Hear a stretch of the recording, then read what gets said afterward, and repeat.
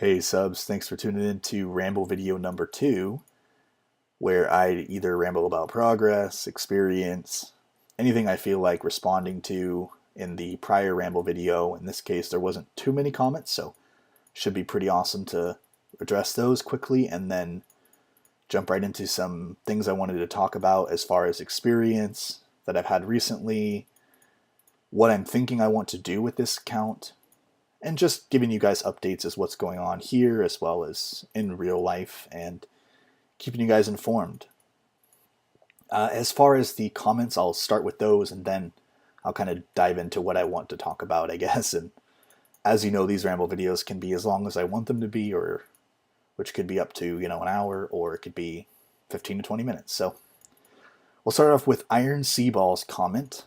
I know he said this a little while ago, but he said, thoughts on if birdhouses are worth doing on an Ultimate Iron Man when you have the Toad Flax and 81 herb for passive brew making. Get a ton of Toad Flax seeds from farmers. I'm presuming he's talking about Master Farmer there. That is a high herblore requirement for a Ultimate Iron Man. To get 81 herblore as an Ultimate Iron Man, even as a main, is not the quickest and easiest thing to do, especially on a new account. So for birdhouses, specifically for passive herblore XP, if you have the herblore requirement, definitely worthwhile doing. I can't see why not. If you're doing it on a main, you can get to Fossil Island very easily through the teleport method. It's a little bit more difficult as a level 3, but it is still worth doing even not for the passive herblore XP if you're not 81. When I do start to go for stored herblore XP, right now I don't want to get herbs in my inventory again. I just cleared out the inventory. But when I do start to go for stored herblore XP again, I will most definitely be doing those. And primarily the reason for level 3 Ultimate Iron Mans to really do birdhouses is for the seeds from those nests that you obtain. For high level herblore as an ultimate and for storing herblore XP, coconuts are a prime example of what you can do in your daily farm runs to collect high level herblore supplies. So you can get palm seeds from those nests and just really nice high level seeds from the magic log, I guess, birdhouse that you make. And that's really useful because what you want to do is at least get all your palm trees set up so you can collect palm trees every, however the duration is. I forget exactly what it is off the top of my head, but basically doing your tree runs every day, but from the example of, yeah, sorry, I'm trying to 3-tick here and I'm not paying the best attention. But yeah, they're definitely worth doing. I will definitely be doing them when I start to go for higher herblore, and just storing it when I don't need a full inventory. But I have other plans, and so I'm not going to be doing them just yet, but it is definitely worth doing for seeds. For Pitbull's comment, I'm glad that you found my YouTube, and I'm glad you're looking forward to future videos. And I doubt it'll be a series better than yours, but it's always great that Iron Man skillers and people in general are posting content and creating content, if not for others, at least for themselves to look back on and find motivation from. AT, definitely thanks for listening. Always appreciate it, and hopefully you're coming back to the community at some point. And I think I saw you playing your regular account lately, and definitely glad to see you back. Hope you'll stay motivated and enjoy the R's content and future content for my channel. Slappin', thank you as well for tuning in, as well as the little hint on the update that going to Zaya Library at 40 is actually too low. Or too high, excuse me. And that was definitely right. I went at 20 and it was better XP than anything I could have done, including ZMI. So, good call on that. I think that's the best rune crafting experience if you don't have noted PS till pretty much 77. Definitely saw Stewie Smiley. Thanks for tuning in. Xped asks, this is Mike, did you quit Fend already? And why you no add me noob? Well, we came to terms that he actually didn't have the correct bag spelling. But yes, I did quit Fend. Bag is now my solo and only account that I'm really playing. I don't have a lot of time, and so when I do play, I need to play one account and be consistent with it. I finally found the niche of the account that I want to play. it's still tempting to play other builds, that's for sure. You know, one thing about me that most people know is I have a hard time not starting new accounts, and really that doesn't come from like boredom most of the time. It comes from the fact that I'm influenced by unique builds or cool accounts or content that I watch, and it makes me want to do it myself. For example, let's say a good example is Steve just getting 200 mil smithing on his level 3 200 mil OSAT.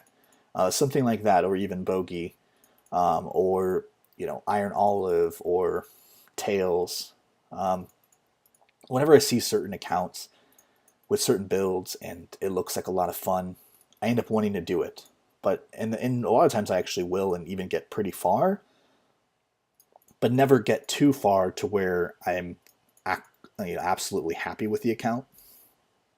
So what I've decided is, because I had most recently made my failed Ultimate Iron Man training bow into Fatigue, which would be a Greyhelm Iron Peer with 75 attack and 55 prey. But I don't really have the time to do that if I'm going to focus on Bag, if I'm really honest. And Bag is now considered my main. So pretty much all other accounts are just going to collect dust because I have about a year's worth of, membership from bonds for buying the Premier Gold with in-game GP and bonds, which is great. And I'll have to pay for membership for about a year, which is awesome.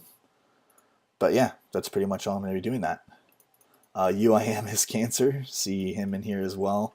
He's definitely a cool guy. He's helped me out a little bit. As far as something I learned from him not too long ago, I was doing Herblore recently, and I did 50 Herblore, and I was doing it with 8 to 10 inventory spots, which is horrible, by the way. But I was doing the 3 Snapegrass spot south of the Crafting Guild, and I just want to say that is the worst spot to do prayer potions. The best spot is north of the Vineyard on Zaya near Tithe Minigame Teleport and Tithe Minigame. And reason being is there are 10, and the new ones spawn very quickly right after you pick up all that you can. So it's a very great method with the close bank chest being there and the leprechaun being in the vineyard for grapes, of course. It makes it really easy to unknow and make prayer potions. I don't know, there's just something about it. I just already cloak, get cakes, and then you do get hit by the hobgobs, but I figured out a way to pretty much mitigate it to, if I'm making 12, was making 12 prayer potions, I could only use 1 cake, which is pretty minimal. I would imagine if I was doing an inventory of 24, then I would have to have 2 cakes. And that's without any alts helping or taking any aggro or attacking any of the hobgoblins. That being said, it was definitely a better method, faster Herblore XP per hour. And once you already cloak to get the cakes, every time you need to refill up your full inventory of cakes again, which you have to drop while you're getting the Snapegrass, but yeah, pretty much you just get the cakes and then you just minigame tally back to Tithe if you have the Tithe minigame unlocked. So it's a great way to just continually train prayer, and I think I did about 300 prayer potions altogether for a total of like 2.8 mil in GP if you sold them for 7k each, which I did have picked up by a couple of friends, and that was good. So yeah, as far as energy potions, I did also discover that what a lot of people do is they train Herblore making energy potions at the Gnome Stronghold because of the chocolate bars and chocolate dust there. And the reason why I'm saying this is because in Navis's videos, the locations that I saw for making prayer potions and for making energies was in both of these locations, not in the updated Zaya location as well as this different location for making energies. And I find these not necessarily newer, but other locations better. The regular energy potions location is great. It is in Narda, and there's a stock of 50 at a time. So instead of having to hop multiple worlds for the chocolate dust, which you can have made into dust, by the way, you can pay the GP. It's honestly worthwhile versus, grinding all the bars up. But it's much more stock. I'd like to do that, but I'm not going to do it. Yeah, so that's pretty much the best place to train for making regular energy potions if you have noted Harlanders. Or did I say Harlanders? Yeah, Hars. So that's that. I think that's all the comments addressed. I know that was quite a bit, but yeah, those two different locations I discovered recently. I'd like to come out with a level 3 herb lore guide eventually. I do have, sorry about the watch going off in the background. But anyways, yeah, I have, I'm getting distracted so easily during this. This is very unfiltered, by the way. So as far as that's pretty much, I guess, most of what I could think about other than discussing what I want to discuss. Any future questions you guys have, or I guess topics you want to discuss, let me know. But yeah, I do desire to make a level 3 Ultimate Iron Man herb lore guide. My current Evernote level 3 Ultimate Iron Man skiller guide does have the methods in there. There are a couple of things I read this morning that I need to update. So that'll come quickly with, I guess, version 6. There's not really much changes within each version, but it just kind of cleans things up as I discover things. For example, the best way to actually obtain the best way to obtain these tourstools is actually from farming them, because you can have them cleaned at Narda, and that's just a nice perk, because yeah, you don't have to even do any Puro to get the tourstools that you need for the stamina pool, POH pool. So I would definitely recommend doing that. I ended up running out. I almost burned out because I accidentally sipped one of my stamina potions. And I've even made another mistake, but luckily I have 2 doses of that one. And I have plenty of tourstools now, and I had to actually get 82 herb lore to plant it. But pretty much that's what I did. I just got back into it, fought the good fight, and I'm back at trying to get those 2 last Dr. Jekyll randoms. I do not know why, but I have gotten quite a bit of skills and spent a lot of hours, and it ceases to amaze me that I'm getting multiple genies and more imp randoms than I am Jekyll randoms. It's just really strange. It's interesting how they say that it's random every single time, but as I've given Dr. Jekyll more every single time he comes, given him an actual herb, the less I see of him. So I know that they say it's random, absolutely random every single time, but wherever a random is permitted. But I've noticed in certain areas, certain randoms tend to occur more often. And then I tweeted Mod Ash about this, and he said that they truly are random. So I still think there's something buggy in the code that, and this is just a theory, but I really believe there's something in the code regardless, that if you accept a random and do it more often, you'll eventually get less and less of them.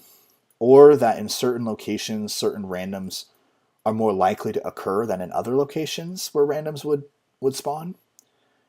So I did some hunter and have done some fishing, and that's where I've majority have gotten my Jekyll randoms. I do not get any Jekyll randoms when doing Arceus Library RC, so that is why I have not done much RC, but I will do it eventually when I hit some of my other goals. If I still don't have the stamps, I'm just going to do it because I have more inventory now that I've done most of my herbs.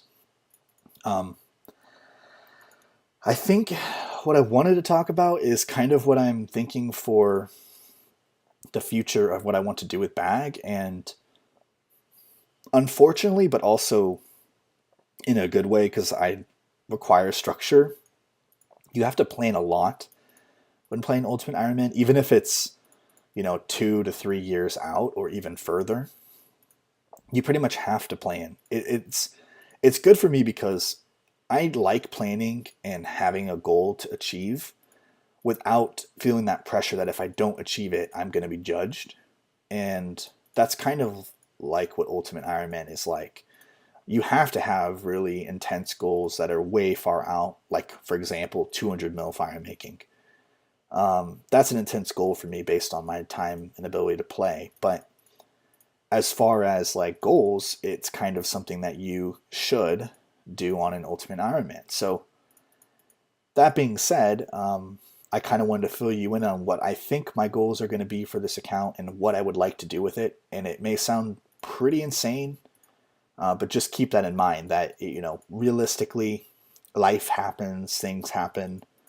Um, you know, it, just because you say you're going to do something, if you don't absolutely do it, it does not make you a burnout, and it does not make you like a failure. I really strongly disapprove of the kind of elitist players that are very rude about when somebody sets a goal and doesn't achieve it, and they flame them for it. Sometimes people just really get bored, and I guess you can call it a burnout, but maybe it's just healthier that they aren't going to carry out that goal. And if anything, they should be praised for it. Other times it's just them speaking of what they desire, and it is a goal, but they know they'll never hit it. So if they don't, you shouldn't be judging them for it. Um, I don't know. I just think a lot of elitist players are really, really like, oh, he said he's going to do this, and now he's doing this, and then they judge you negatively on that. But I think depending on the kind of player you are, uh, you should always have goals no matter what, even if they are a little bit larger or further out. But you shouldn't be like really, like I should say, overconfident about them unless you know you're going to do them. So while I'm not very, very confident about these goals, I will say that I have calculated things. I've done quite a bit of research, and I do intend to play this account as long as Old School is out. And yeah, I will play it even till I'm like, 40 years old. If I'm only playing an hour a day or something, I'll still consistently get on and get, even 60, 30, whatever amount of XP. I said it without the K at the end, but if it's 500K in a day, then fantastic. If it's 30K a day, then whatever. I really am starting to grow and believe in consistency over consistency and, enjoyable efficiency over like burnout.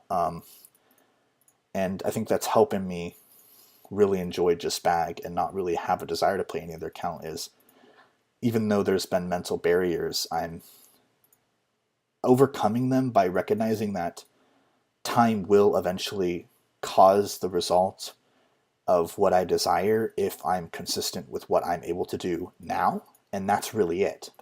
You can't stress yourself or compare yourself to other players, just because there will always be somebody better than you who was, I guess, more consistent in the beginning, or didn't make as many mistakes, or, whatever the reason being. Maybe they even had more real money in your regular normal account and they just bought all their skills with bonds. That happens in Old School a lot. I mean, especially with gear and buying Twisted Bow and other things. So, and then they do that to make more money in games. So, I mean, you can't really ever look at another player, or else in that case you'd be looking at like Link's Titan and feeling like a complete weakling, or even looking at, from like in my situation, somebody like Leveler Thrust and thinking, wow, what an incredible Ultimate Iron Man account.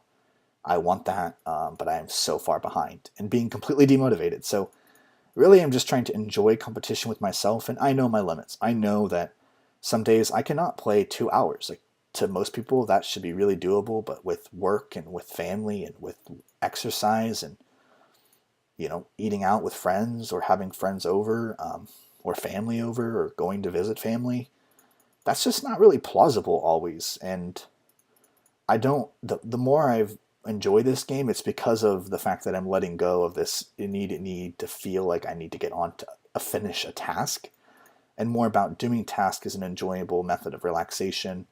For example, even 3-tick fishing here, even though I'm not good at it, it's enjoyable, it's relaxing. When I'm really not feeling like it because I'm watching a show, I have 12 inventory slots, so I can AFK fish and then quickly drop them all. So you just kind of got to do what you want to do. And that being said, now I'll finally actually communicate what I would want to do. And for this, I'm going to XP waste. So, little spoiler, and obviously you can see some stats that are updated since Progress Vid 2. I figure some people will actually watch my Ramble videos and not watch my progress videos. Some people will watch my progress videos and not watch my Ramble videos. Some people will watch both, and some people will watch none, right? So maybe by just standing here, I'll get a Jekyll. The dream. But as far as my stats, as you can see, we are getting close to 1,100 total, which is actually really exciting. But I have kind of a crazy plan for the build. One thing that I've noticed about Ultimate Iron Man skillers is none of them have really gone for an untrimmed cape that they really wanted to be the first, like level 3 with an untrim of a certain kind, or even just like that as their goal. I only know of 80, which he ended up getting magic and being a 10 HP pure with the untrimmed RC. Earth Sierra already had 99 fire making, so he was not the first level 3 ultimate to untrimmed rune crafting. I know Hop is going to be the first, I guess, level 3 ultimate with 99 agility and no other stats. But he changed his name. This new one, I don't know if I should call him that. I'll just call him Guardy because that's how I know him as. He was the first to untrimmed agility as a level 3 ultimate, I think, as level 3.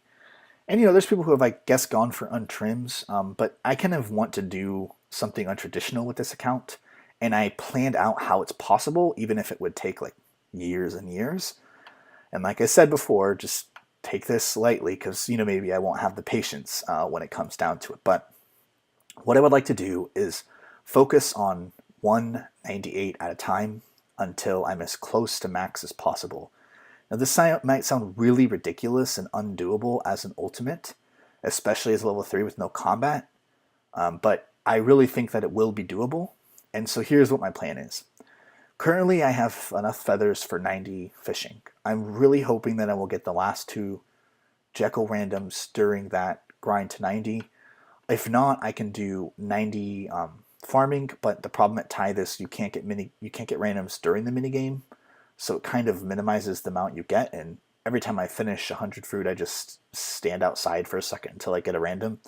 And I have gotten quite a bit while doing farm runs, but now that I won't be doing farm runs, I'm not really sure, and I still have yet to get any Jekyll randoms from 80 to 85, or 82 to 85 fishing, from 80 to 84 farming, and from 80 to 85 hunter. I have yet to, and to 50 herbal, I have yet to receive any Jekylls, so I'm hoping for the next 5 levels to get them.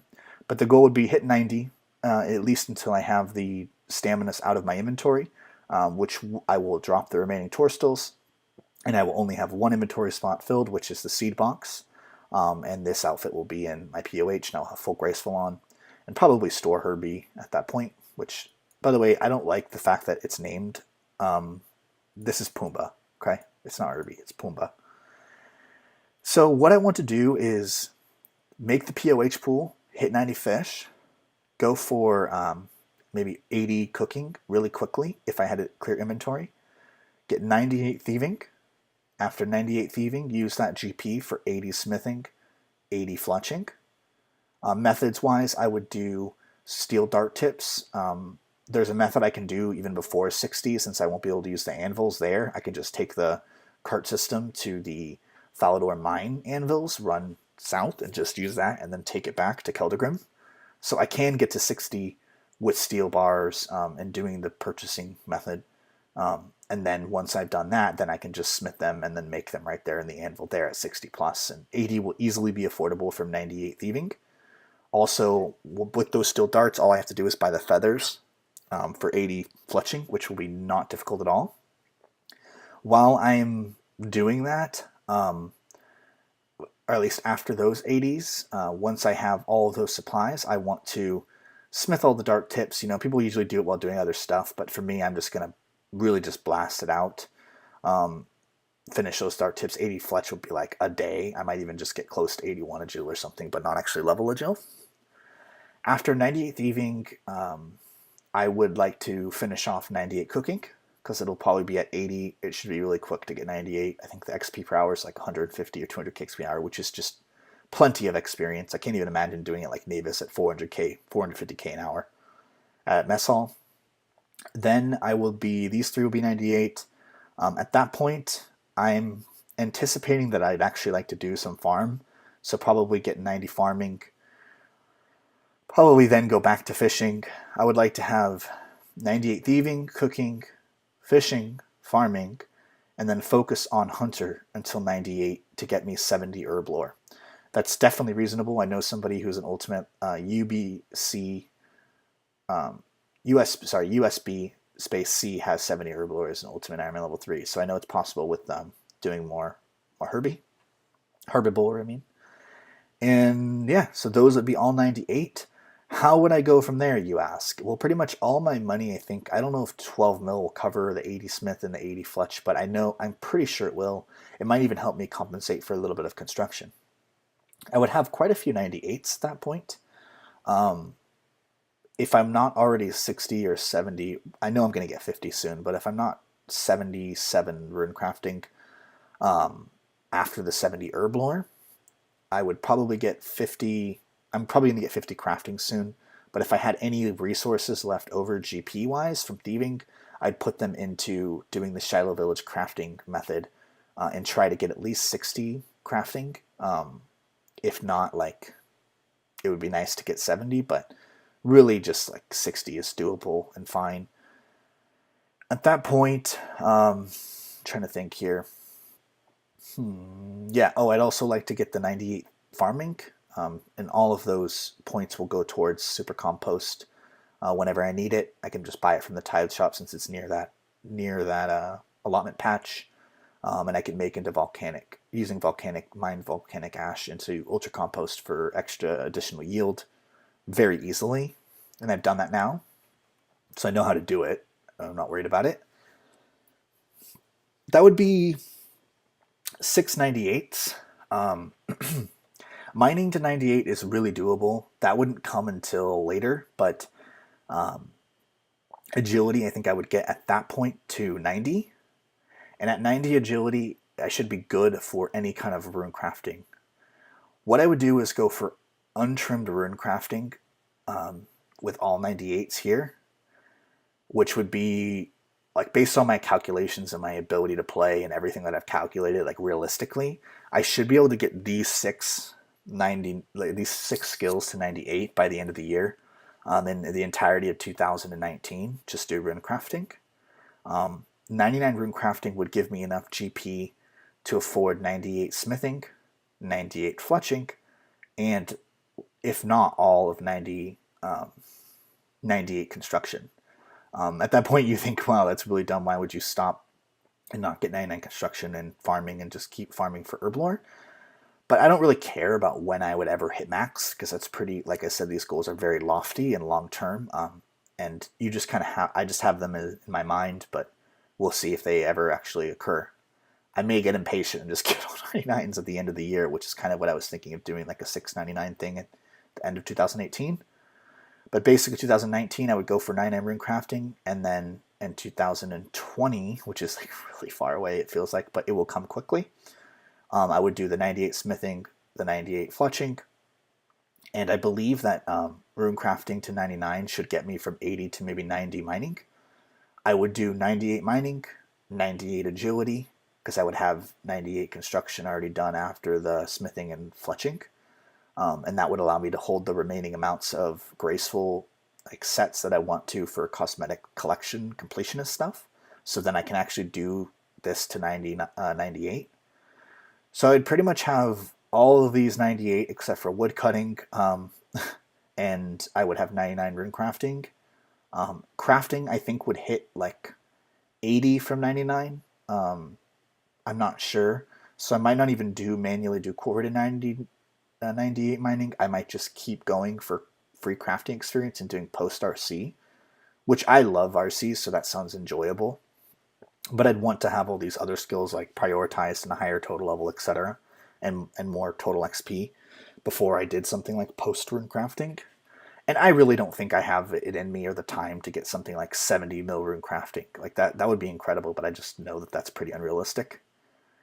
but I could get, close to 90 crafting, and then use GP from the post rune crafting to pay towards 98 crafting.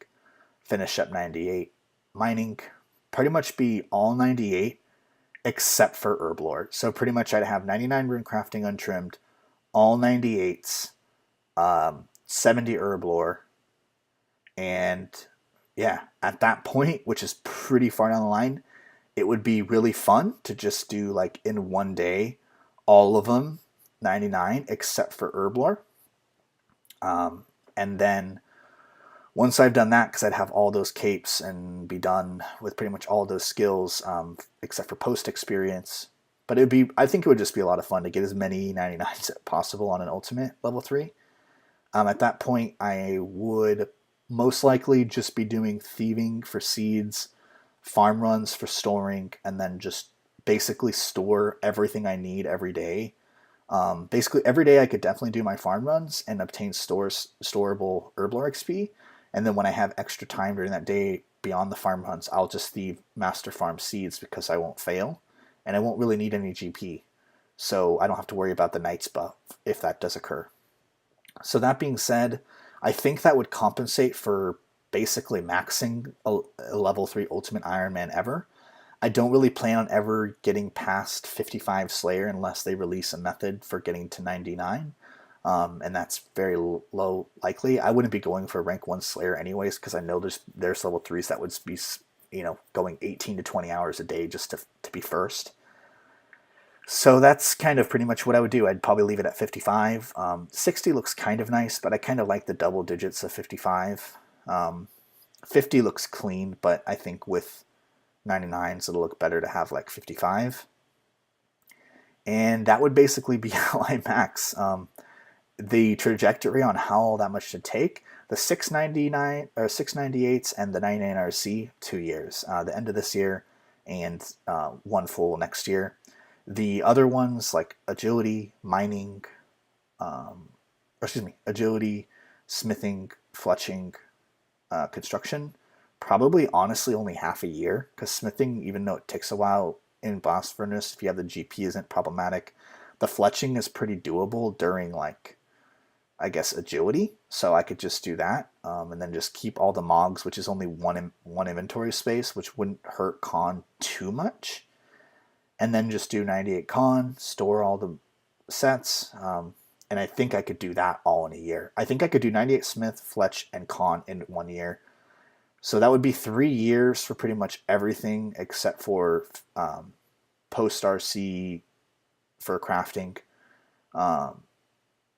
And I could probably even get 92 plus agility. So I think it's like 3 years for pretty much all 98s except for herb lore and maybe crafting. 55 Slayer will definitely come from 98 Hunter at Herbivore. So it's just kind of a really crazy goal, but I think it's definitely doable, and it would be really cool to just, I don't know, do something a little unique while still going for my current goals. Yeah, that's pretty much what I'm thinking. Let me know what you guys think. If you guys have any questions or anything below. As far as a real life update, we moved not too long ago into a new home, and it's been a real relief. I tripled my income becoming a software engineer. I'm still learning a lot every day at work. It's been a lot of fun. It's given me a lot of passion for wanting to do like side project stuff, which makes it hard because, what do you do? Side code or, oh no, I would fail. Rip. Okay, well in that case, I'm just going to have to go pick one up. But yeah, if I do more side projects, it shouldn't be a problem, because something like 98 fishing, if I wanted to do AFK, I could. Eventually with rune crafting post 77, it's very AFK as well. So that kind of leaves me with the ability to, I don't know, AFK 99 RC, which is a lot of hours after 77, AFK fishing, I don't know, do some AFK skills and whatnot still, and do that for a lot more hours while doing side projects. So I'm not really too worried about, I'm not really too worried about like perfect efficiency.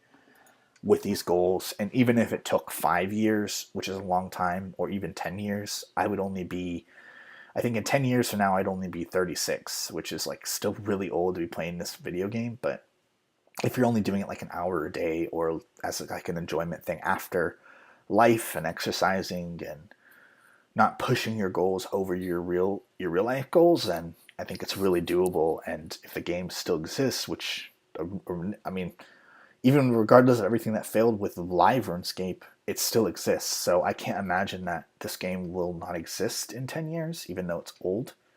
And I know that I'll hit my goals in a matter of time. I would like to be... I don't know if I'll really ever max this account. Like I said, all these things are very lofty. But I don't plan on playing any other account, like, ever. And even if this account somehow got ruined, I think I would definitely be doing combat or some kind of pure build like Yumimi did. And I think that that would be an interesting challenge in itself and help with getting 98s even sooner. And Slayer wouldn't even be, negative. I think it would be a lot of fun if it was a unique build like a Circa or something, or one defense pure. But yeah, that's as much as I can think about. I think this video is probably like 50 minutes by now. Thanks for tuning in. If you have any questions or have any comments you want me to discuss, definitely put them in the comments below. Throw a like on this, and I will get back to you. I usually keep private on friends. Sometimes I put it on, but I'm definitely in clan most of the time, so you can find me there. Most of you know what clan I'm already in. But yeah, that's pretty much it. So hopefully you guys are having a good day and enjoy your weekend. Thanks for watching. Till next time.